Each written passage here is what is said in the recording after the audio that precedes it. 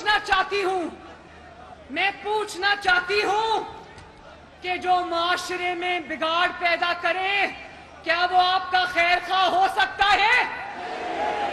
जो आपके हाथ में किताब और लैपटॉप की बजाय आपके हाथ में माचिस की तीली पकड़ा दे, वो आपका खैर खा हो सकता है?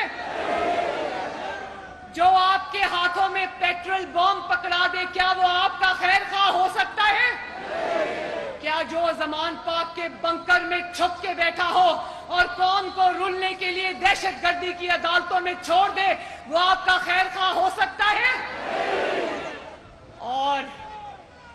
और जो बच्चे वरगलाए गए, एक मिनट, जो बच्चों को वरगलाया गया, जो नौजवानों को दहशतगर्दी और तखरीबकारी की तरगीब दी गई और वो निकले सड़कों पर, उन्होंने अपने मुल्क को जला दिया।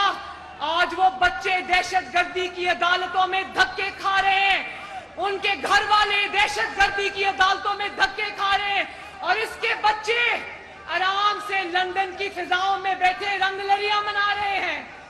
मैं पूछना,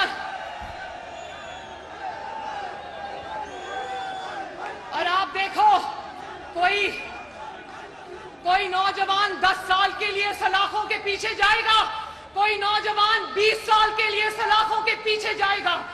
जिंदगियां बर्बाद हो गई, माँ बाप की, घर वालों की जिंदगियां तबाह हो गई, और ये ज़मान पाक के बंकर में बैठ के ट्वीट कर रहा है कि मुझे अपने बच्चों के साथ गुजारी हुई शुमाली इलाका जात की हाइकिंग बहुत याद आ रही है।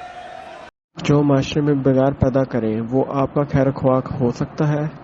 जो आपके हाथ में किताब और लैपटॉप के बजाय माचिस की तीली पकड़ा दे,